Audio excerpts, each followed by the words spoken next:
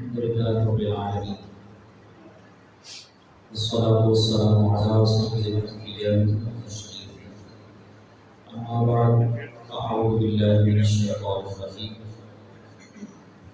بسم الله الرحمن الرحيم قال الله تبارك وتعالى في شأن حبيبه إن الله وملائكته يصلون على النبي يا أيها الذين آمنوا صلوا عليه وسلموا تسليما الصلاة والسلام عليك يا سيدي يا رسول الله وعلى آلك وأصحابك يا سيدي يا حبيب الله الصلاة والسلام عليك يا سيدي يا نبي الله وعلى آلك وأصحابك يا سيدي يا حبيب الله مولاي صل وسلم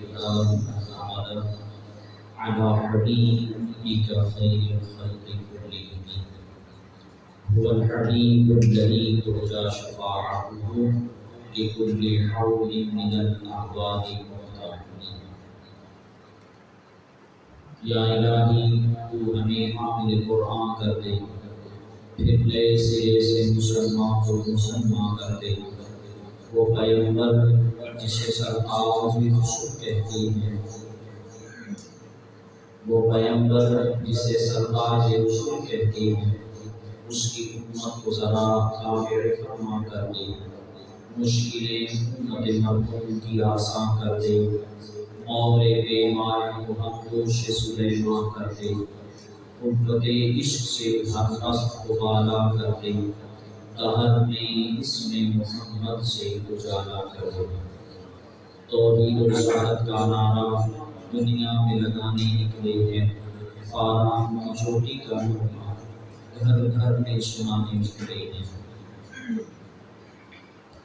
طائف میں بدر میں اور احد میں میرے آقا نے جو درس دیا طائف میں بدر میں اور احد میں میرے آقا نے جو درس دیا شرموں کو جمامہ کربل کا وہ پیغام سنانے نکلے ہیں سجدہ تو صرف اللہ کو کرے تعظیم ہے اللہ والوں کی سجدہ تو صرف اللہ کو کرے تعظیم ہے اللہ والوں کی گلدان عقیدہ میں ہم تو یہ پھول سجانے نکلے ہیں اور جب کوچ کا موسم آ جائے ہر دل کی گواہی دیتا ہو جب کوچ کا موسم آ جائے ہر دل کی گواہی دیتا ہو لوگ کام تو کافی کر بیٹھے آپ جنت جانے نکلے ہیں یہ علم تو میرے آقا کی بارش کی برستی بوندیں ہیں یہ علم تو میرے آقا کی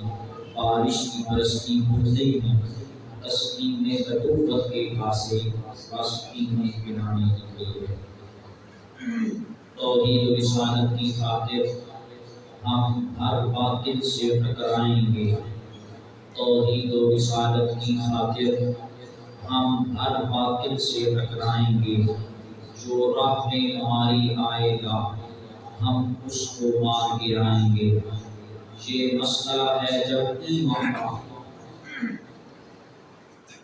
یہ مسئلہ ہے جب ایمان کا کیا خطرہ ہے جسم و جان کا اس مسئلے کو جو چھیڑے گا پھر تاج اچھالے جائیں گے اللہ جل جلالہ وَأَمَّا نَوَالُهُ وَأَعْظَمَ شَانُهُ وَأَتَمَّ بُرْهَانُهُ کی حمد و ثنا اور حضور صدر کائنات مفخر موجودات زینت بزم کائنات دستگیر جہاں عمر سارے زمان سید سربراں حامل بے قسام قائد المرسلین رحمت للعالمین آقا نامدار مدنی تاجدار ارض و عجم فخر بنی آدم رسول محتشم صلی اللہ علیہ وآلہ وسلم کے دربار گہربار میں ہدیہ سلام پیش کرنے کے بعد رب ذوالجلال کا فضل اور احسان ہے کہ جس نے ہمیں جمعہ المبارک کی یہ حسین گھڑیاں عطا فرمائیں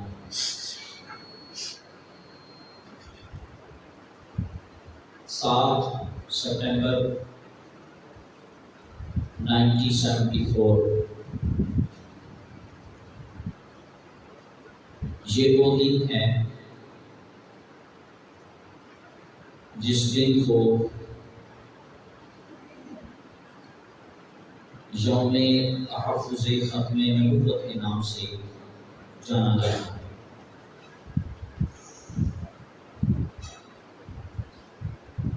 اور اس دن ہمارے کئی علماء اور مشائخ کہ جن کی محنتوں سے اور جن کی کوششوں سے اور خاص طور اللہ کے فضل و کرم سے اور حضور علیہ السلام کی نظر عنایت سے ہمارے ملک اسلامی جمہوریہ پاکستان میں ختم نبوت کے حوالے سے قانون پاس کروایا گیا، یعنی ہوا نہیں، کروایا گیا۔ اور اس میں سر فہرست جس ہستی کا تذکرہ ہمیں ملتا ہے اور جنہوں نے انتھک محنت کی اور ان کی کوشش راہ لائی، ان میں سر فہرست جس ہستی کا نام ہے وہ حضرت علامہ مولانا امام شاہ احمد نورانی صدیقی رحمہ اللہ تعالی۔ یہ سر فہرست یہ وہ شخصیت جن کی محنتوں سے اور جن کی کوششوں سے ختم نبوت کا قانون پاکستان کی پارلیمنٹ ہاؤس میں پاس کروایا گیا،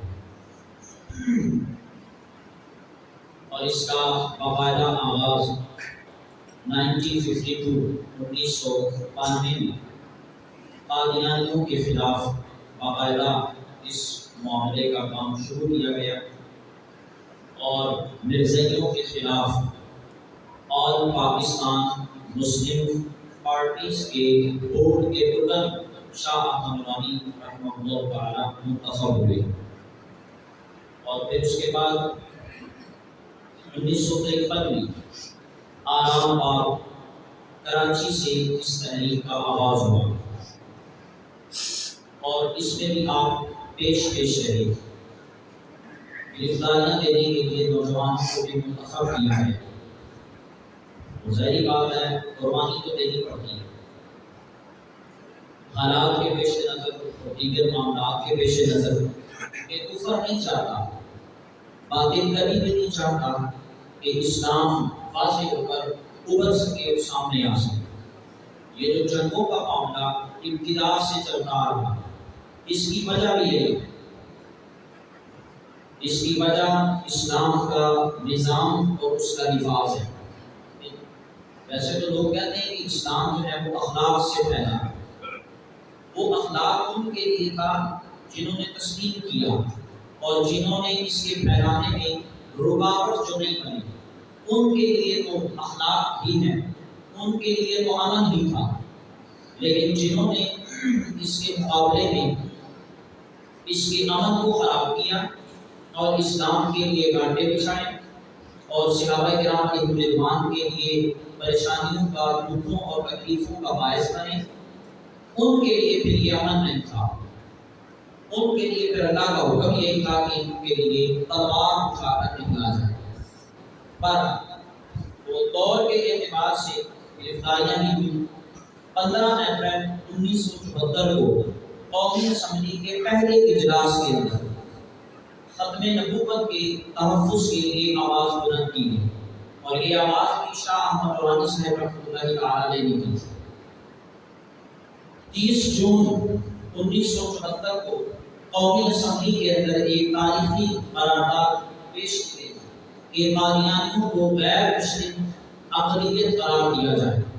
یہ میں تاریخ بتا رہا ہوں نا ہماری، جو میں پتہ دے ہوئے کہ 7 سپٹمبر کو ہوا گیا تھا، شوم ختم نبوت کا مطلب کیا ہے اور اس کے لیے کس طرح قربانیاں، یہ بڑا مختصر سمے آپ کو عرصہ بتایا ہے، ایسی تفصیل تو کافی لیکن جو کہ وقت کم ہے، بہرحال یہ مختصر سا ہے۔ پھر اس کے بعد بیرونی ممالک کے اندر تحفظ ختم نبوت کے لیے کئی مناظرے کیے گئے، جس میں قادیانیوں کو مکمل شکست دی گئی، اور یہ مناظرے بند کمروں میں نہیں بلکہ مجمع عام میں ہوئے۔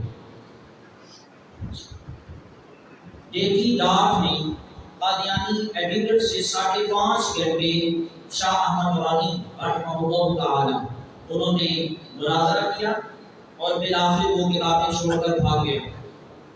آپ کے مناظروں کو دیکھ کر 400 قادیانیوں نے توبہ کی اور اسلام قبول کیا۔ مرزائیوں کے سربراہ ناصر الدین کو قومی اسمبلی میں شکست ہوئی۔ بالآخر آپ کی کوششوں اور دلائل سے آپ کی پیش کردہ قرارداد 7 ستمبر 1974 کو قومی اسمبلی نے قادیانیوں کو غیر مسلم اقلیت قرار دیا۔ یہ اصل میں جو 7 ستمبر کو یوم تحفظ ختم نبوت ہے، اس کی اساس یہ ہے۔ اس کا جو خلاصہ تھا وہ میں نے آپ کے سامنے پیش کیا، اور بزرگوں کی جو خدمات ہیں خاص طور پر اسلام کے حوالے سے انہیں پسے کچھ نہیں ڈالنا چاہیے، پہلی چیز۔ اور دوسری چیز یہ ہے کہ اس مسئلے کی اساسیت کو سمجھنا چاہیے۔ ہمارے آج کے معاشرے کے اندر اس مسئلے کی اساسیت کو دفن کیا جا رہا ہے، اور گاہے بگاہے ایسے لوازمات پیدا کیے جا رہے ہیں، ایسی وجوہات پیدا کی جا رہی ہیں کہ اس مسئلے کی اساسیت کو دبا دیا جائے، لوگوں کو پتہ ہی نہ لگے کیا ہوا تھا اور کیا نہیں ہوا تھا، اور اس کے لیے کتنی قربانیاں دی گئی یہ وہ نہیں سمجھتے۔ اور اسلام کو صرف اس چیز کے ساتھ تعبیر کے رکھتی، اسلام دیوبند کا تاثر ہے۔ اسلام تو صرف یہ کہتا ہے کہ انسانیت، یہ ایک نیا مذہب ایڈ کیا گیا، یہ پچھلے کچھ سالوں کے اندر یہ ایک نیا مذہب ہے، انسانیت کا مذہب۔ بس یہاں تک محدود کر دیا کہ اسلام تو بس امن کہتا ہے، اسلام کے لیے آواز اٹھے تو وہ امن ہے، ویسے دہشت گردی ہوتی رہے، ویسے گنڈا گردی ہوتی رہے، ویسے ووٹوں کے لیے اور اپنی پارٹی کی جو ہے وہ ترجمانی کے لیے اور اپنی ووٹوں کے لیے جو مرضی کرتے رہے، اس سے اس چیز کو کوئی فرق نہیں پڑتا۔ ہاں، اسلام کے لیے کوئی آواز اٹھائے تو اس کو دہشت گردی سے تعبیر کیا جاتا ہے۔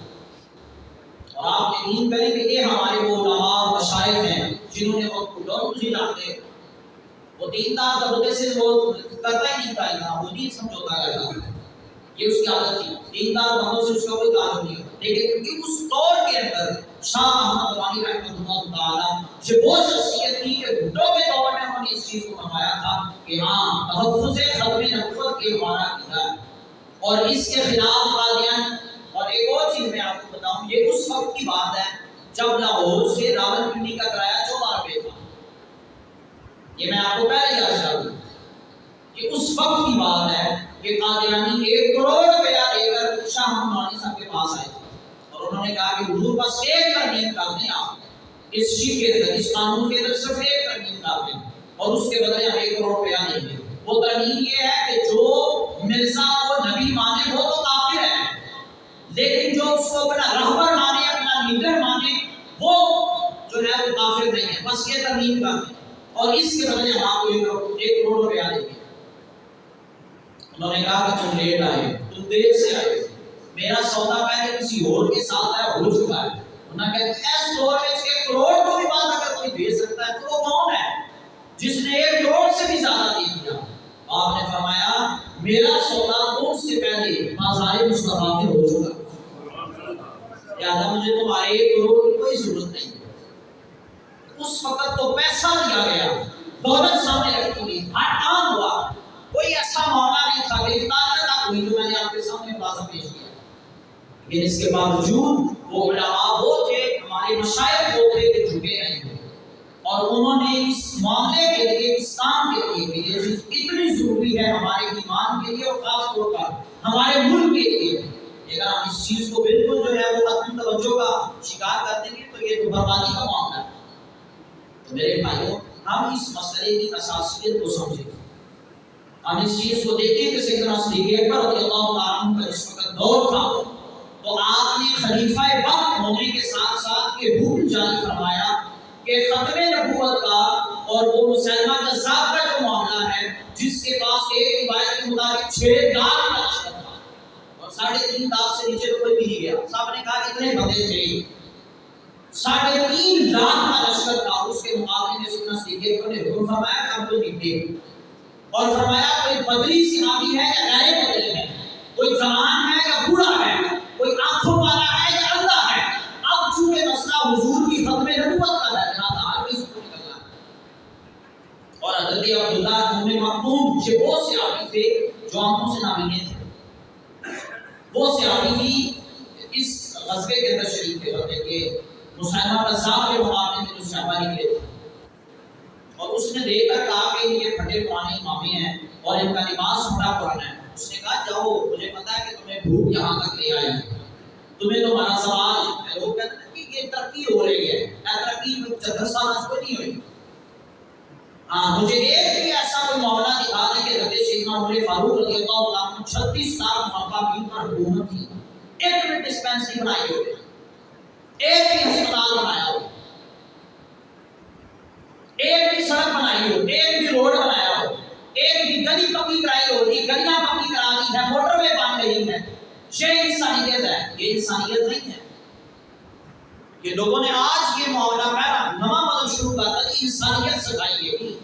یہ انسانیت نہیں، انسان کیا ہے؟ اللہ فرماتا ہے انسان تو ہے ہی خسارے میں، انسان تو خسارے میں، انسان تو شاید کوئی انسانیت کو سکھانے والی بات مصطفیٰ کی ہے۔ حضور نے سکھایا ہے کہ انسانیت کیا ہے۔ جب لوگ اپنی ماں کو گلے میں رسیاں ڈال کے فروخت کرنے جاتے تھے لے کر، اور اس وقت نبی علیہ السلام نے بتایا کہ انسانیت کیا ہے۔ ماں کو ماں کا مقام دیا، بیٹی کو بیٹی کا، اور بہن کو بہن کا مقام دیا، اور اس وقت فرمایا فاطمہ نے ذکر کا ٹکڑا۔ آج پتہ نہیں کس انسانیت کی بات ہو رہی ہے۔ حضور علیہ السلام سے بڑھ کر بھی کوئی انسانیت کی بات کر سکتا ہے؟ وہی انسانیت کو انہوں نے بھی سکھائی ہے، اور آج انہوں نے نیا مذہب نکال دیا انسانیت۔ وہ وہی گل ہوگی کرو جڑا انسانیت لے کے آیا ہے، جو انسانیت لے کر آیا ہے بات اس کو کی جائے۔ اسلام کے مقابلے میں جب بھی کسی نے آواز اٹھائی ہے پھر انسانیت نہیں ہے، پھر تلوار چکی گئی۔ حضرت سیدنا عمر فاروق رضی اللہ عنہ ہسٹری پڑھ کے دیکھنے آپ، ہم نے تو کسی جگہ یہ نہیں پڑھا کہ آپ نے اتنی ڈسپینسریاں بنائی، اتنے اسپتال بنائے، فلاں کام کیا، یہ کیا۔ ہاں ایک دفعہ ایسا ہوا تھا کہ جس وقت آپ کو وہ خنجر لگا نا حضرت عمر فاروق رضی اللہ عنہ، تو وہ جو آپ کی وینس تھی خوراک کی وہ کٹ گئی، اور حکیم کو بلوایا گیا۔ وہ حکیم ابھی یار رستے میں ہی تھا، صحابہ کے ساتھ اس کو لایا گیا چیک اپ کے لیے۔ وہ رستے میں ہی تھا تو اس نے دیکھا کہ ایک بکری جو ہے وہ کسی اور کے جو ہے وہ کھیت میں جا کر گھاس چر رہی ہے۔ اس نے کہا کہ بس میں نہیں اکیلا، حضرت عمر فاروق کا انتقال ہو گیا۔ نبی دن میں پتہ لگا، موبائل تو تھا نہیں، تمہیں کیسے پتا چلا کہ عمر فاروق کا انتقال ہو گیا؟ انہوں نے کہا کہ حضرت عمر فاروق کا دور حکومت وہ تھی کہ جس میں کوئی بکری کسی غیر کے کھیت میں جا کر نہیں چرتی تھی۔ اب چونکہ یہ بکری کسی دوسرے کے کھیت میں جا رہی ہے، اس کا مطلب یہ ہے کہ عمر انتقال کر گیا۔ ایسی پڑے ہیں جہاں تک آپ نے پڑھا ہے۔ تو میرے بھائیو، ترقی اصل میں جس چیز کے اندر ہے وہ اسلام ہے، وہ اسلام کا نفاذ ہے، وہ نظام اسلام ہے جس کے اندر ہماری ترقی ہے۔ بس اس کے علاوہ ہم روڈیں بنا دیں، اس کے علاوہ ہم گلیاں پکی کرا دیں، اس کے علاوہ ہم ان کا جو کچھ بھی کر رہے ہیں اس سے کبھی ترقی نہیں آئے گی جب تک کہ ترقی ہماری اسلام کے اندر۔ اس میں نے کیا تک گزرتا جب سے میں نے ہوش والی ہے، میں نے کسی حکمران کو نہیں دیکھا کوئی یہ بھی کہہ دے یار ہم پہ فلانی مصیبت آ گئی ہے نماز ہی پڑھ لو، یا ہم پہ فلانی مصیبت آ گئی دین پہ ہی کرو سا چالو، کسی حکمران نے نہیں کہا۔ سیاد کا معاملہ پیچھے آیا جو بچ گئے انہوں نے کیا کیا؟ اس لیے میرے بھائیوں ہم ختم نبوت کی اس اساسیت کو سمجھیں، اس کے لیے جو قربانیاں دی گئی ان قربانیوں کو سامنے رکھیں، اور پھر ہمارا ایک حال وہ ہے، میں اس پر بھی تھوڑا سا ٹچ دے دوں آپ کو، ہمارا ایک حال وہ ہے کہ اپنے ختم خاتم النبیین پڑھنا نہ آئے اتنے بڑے عہدوں پر جا کر۔ اچھا اس سے پہلے ایک اور چیز میں آپ کو بتا دوں، لوگ کہتے ہیں نا امن کا معاملہ اور انسانیت کا معاملہ، ہم ایک تھوڑے منٹ کے تھوڑے وقت کے لیے ہم اپنا اسلام جو پڑھا ہے اسے بھلا دیتے ہیں، ہم نے جو کچھ پڑھا ہم اس کو بھلا دیتے ہیں ایک منٹ کے لیے، سب کچھ ختم۔ ہمیں بتائیں نیا دین کوئی ایسا دین جس دین کے اندر کربلا بھی نہ ہو، جس دین کے اندر غزوہ بدر بھی نہ ہو، جس دین کے اندر غزوہ احد بھی نہ ہو، جس دین کے اندر جنگ جمہور بھی نہ ہو، جس دین کے اندر قادسیہ بھی نہ ہو، جس دین کے اندر حضرت سیدنا صدیق اکبر کی خلافت بھی نہ ہو، عمر فاروق کی عدالت بھی نہ ہو، حضرت عثمان کی حیات بھی نہ ہو، مولا علی کی غیرت بھی نہ ہو۔ ہمیں بھی بتایا جائے وہ دین کون سا ہے، ہم سارا دین بتا دیتے جو ہم نے پڑھا۔ ہمیں بتایا جائے. لوگ بتائیے کیسی باتیں کرتے تھے. دین امن کا درس دے رہا ہے, دین انسانیت سکھا رہا ہے. بھئی ہمیں بھی بتائیں نا, وہ کیا کوئی انسانیت نہیں تھی؟ منگولا نہیں ماری, کسی نے کوئی انسانیت یاد نہیں آئی. یورپ کے اندر ان کا کتا مار جائے تو پھر وہاں ان کو انسانیت یاد آ جاتی ہے. وہ کہتے ہیں کہ ساڑھا فلانا مار گیا ہے, تب ان کو انسانیت یاد آتی ہے. کشمیر کے اندر لوگ کٹ گئے, وہاں انسانیت کسی کو یاد نہیں آئی. بیت المقدس کا معاملہ آیا تو لوگوں کو کاٹ دیا گیا, زندہ کو. اب انسانیت کسی اور کے بندے کو یاد نہیں آئی. اس وقت امریکہ کو, اقوام متحدہ کو کوئی انسانیت یاد نہیں آئی. ان کا اپنا کوئی بھی جانور تک مرے, اس کی خبر آ رہی ہوتی ہے کہ وہ فلانے کے فلانا مار گیا, اس کا یہ مار گیا, اس کا وہ مار گیا. یہ انسانیت ہے. مسلمان ہونے کے ناطے اور اسلام کے لیے کسی کو کوئی انسانیت اور ایسی کہنے کی واہ کیا درس دے رہا ہے ہم کا. یورپ کیا ہمیں انسانیت سکھا ہے. میرے بھائیوں کو انسانیت نہیں ہے, وہ ذاتی مفادات ہے. جب تک ان کو اس کے اعتبار سے رہے گا وہ ہم اسی طرح پاگل بنائیں گے اور ہم بنتے رہیں گے. میرے بھائیوں انسانیت کو حضور سکھا گئے ہمیں, اسلام ہمیں حضور سکھا گئے. اس کے لیے ہم کسی اعتبار سے ترقی کا نہیں مظاہرہ کر سکتے. سیدنا صدیق اکبر رضی اللہ تعالیٰ عنہ کے دور میں نا لوگ زکات کے لیے اونٹ لے کر آئے اور رسی نہیں ڈالتے تھے. سیدنا صدیق اکبر رضی اللہ تعالیٰ عنہ نے جب سختی کی تو کہتے فاروق کہنے لگے بابا کی واسطے رہنے دو, ہاتھ ہلا رکھو, کوئی بات نہیں. سیدنا صدیق اکبر فرمانے لگے عمر تو کیا بات کر رہا ہے, حضور کے دور میں جو اونٹ لے کر آتا تھا زکات کا, اونٹ کی رسی بھی لاتا تھا. اب جو اونٹ لائے زکات کا, اونٹ کی رسی نہ لائے, صدیق اس کی گردن کاٹ کے رکھتے. حضور ہمیں پورا دین دے کر گئے. اليوم اکملت لکم دینکم واتممت علیکم نعمتی ورضیت لکم الاسلام دینا. ہم آج کیسے کہہ سکتے ہیں فلانے معاملے میں چلو کوئی گل نہیں ہے, اور یہ تو فقہ کا معاملہ تھا, عقیدے کا نہیں تھا. ختم نبوت ہمارا عقیدہ ہے, ہم اس کو کیسے چھوڑ دیں؟ تسی کیا نہیں فاصلے کر دے ہم نے کر دیے, تسی کیا نہیں مسیطان کا اچھا تھا میں نے کہا کہ اتنے بندے آ رہے اتنے نہ آئے, ہم نے کر دیے. لیکن اگر کوئی کہے کہ ہم ختم نبوت پر اور حضور کی عزت پر پہلا جگہ چھوڑ دیں, یہ کبھی نہیں ہوگا. پھر لوگ کہتے ہیں کہ یہ دین والے دین کا ٹھیکیدار ہے. اور بھائی ایسی ٹھیکیدار نہیں, لیکن ہم غدار بھی نہیں, ہم چور بھی نہیں. ہم نے ختم نبوت پر ڈاکہ نہیں ڈالا, اور جنہوں نے ڈاکہ ڈالا ہے جواب دے وہ ہوں. ہم اگر جو ہیں وہ ٹھیکیدار ہے تو چوکیدار تو ہے نا. ہم نے کھایا ہے اس ممبر سے, اس مسئلے سے ہم کھا رہے ہیں, پہلا دیں گے, ہماری مجبوری ہے. اگر آپ کسی کتے کو 4 دن روٹی ڈالے نا تو وہ ساری رات بھون کے بتاتا ہے کہ میں نے اس مالک کا کھایا ہے, لہٰذا میں پہلا دوں گا.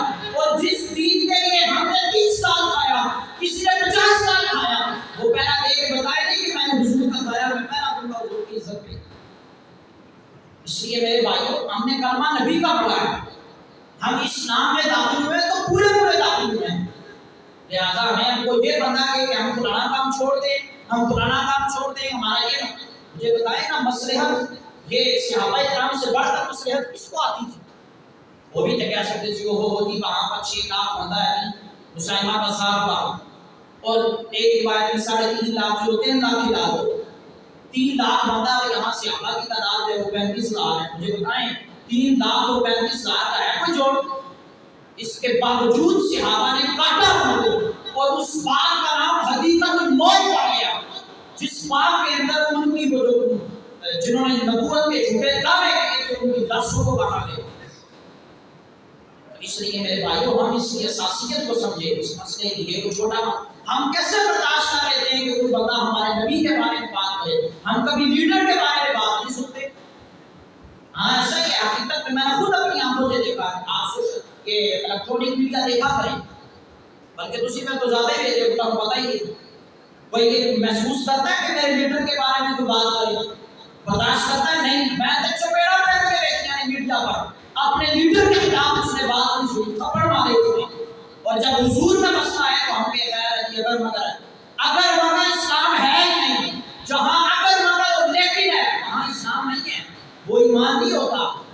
صحابہ بس کہتے تھے کہ یہ حضور نے فرما دیا بس, اس سے بعد بات ختم ہو گئی, اس سے آگے نہیں. انہیں جانا انہیں مانا, نہ رکھا ایسے کام للہ الحمد, میں دنیا سے وہ سب مان گیا بس, اس سے زیادہ کچھ نہیں. میرے بھائیوں ہم جب ناموس رسالت کا اور ان چیزوں کو ختم کیا جا رہا ہے, یہ سیاسی میں عام ہے. لوگ کہتے ہیں کہ ختم نبوت اور ناموس رسالت کے سیاسی بیان ہو چکے ہیں تاکہ لوگ نہ سنتے نہ مولوی بیان کریں. اس مسئلے کو اس انداز سے کدھر لے جایا گیا اور آج بھی ایسے ہی ہو رہا ہے. یہ میرے بھائیو ایسا نہیں ہے، یہ بھول ہے ان لوگوں کی.